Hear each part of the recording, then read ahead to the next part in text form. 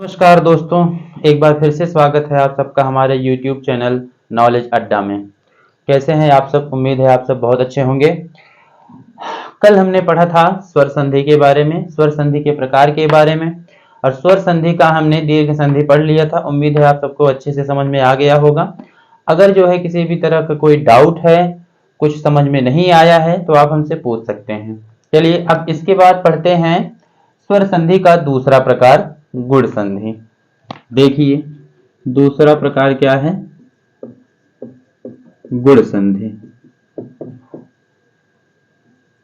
संधि बहुत आसान चीज है, अगर आप थोड़ा सा ध्यान देंगे तो बहुत अच्छे से समझ में आएगा। गुण संधि क्या होता है? देखिए पहले इसकी परिभाषा देखिए। जब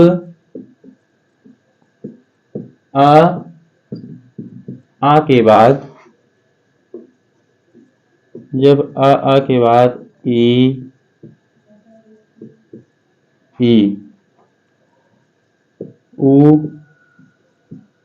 उ या री आए तो वह ए, ओ तथा अर मतलब क्या? अर मतलब समझ रहे हैं? र रेफ, जिसका निशान ये होता है, ठीक है, र रेफ बन जाता है, ठीक है। ये क्या कहलाता है? गुण संधि कहलाता है, ठीक है। चलिए इसके बारे में अच्छे से जानते हैं। पहले ध्यान से देखिए हमने क्या लिखा। जब आ के बाद ई उ या री आए तो वह ए, ओ तथा अर मतलब र रेफ बन जाता है, वही क्या कहलाता है? गुण संधि कहलाता है। चलिए थोड़ा सा और विस्तार से जानते हैं। जैसे मान लीजिए आ है या फिर आ है, ठीक है, यहां भी लिख लीजिए आ या आ, ठीक है। इसके बाद अगर ई आता है या बड़ी ई आती है, ठीक है, या फिर ऊ आता है या बड़ा ऊ आता है, तो ये क्या बन जाएंगे? ये बन जाएगा ए और ये बन जाएगा ओ। और यदि मान लीजिए आ के बाद क्या आता है? री आती है, तो ये क्या बन जाएगा? रेफ। क्या बन जाएगा? रेफ बन जाएगा। समझ गए? अब परिभाषा देखिए और इसको देखिए ध्यान से, ठीक है। देखिए जब आ के बाद ई उ या री आते हैं तो वह ए, ओ और रेफ बन जाता है। यही क्या होता है? गुण संधि होता है। समझ में आया? जैसे मान लीजिए आ है या फिर बड़ा आ है, इसके बाद ई या फिर बड़ी ई आ जाती है, तो ये क्या बन जाएगा? ये दोनों मिलकर के ए बन जाएंगे, ठीक है। या फिर मान लीजिए आ और आ के बाद उ या फिर बड़ा उ आता है, तो ये दोनों मिलकर के क्या बन जाएंगे? ओ बन जाएंगे। या फिर मान लीजिए आ और आ के बाद री आती है, तो ये क्या बन जाएगा? रेफ बन जाएगा, ठीक है।